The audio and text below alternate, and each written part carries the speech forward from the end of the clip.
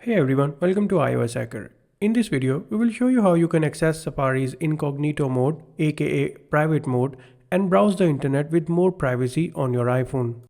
Just like Google Chrome browser on the desktop, the Safari browser for iPhone has a built-in private mode, which allows the user to browse the web with additional privacy protections. When you use private browsing on your iPhone Safari browser, it does not remember the pages you visited, your search history, and autofill information. This is a more private way of browsing the internet without having to clear your search history after you're done.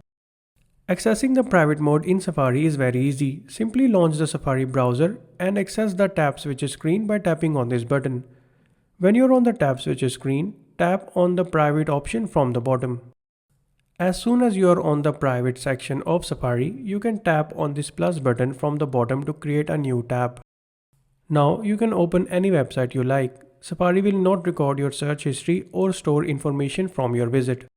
It is important to remember that private browsing feature of Safari does not protect you from tracking. For that, you will need to use a VPN. This mode is only useful for preventing Safari from recording your search history.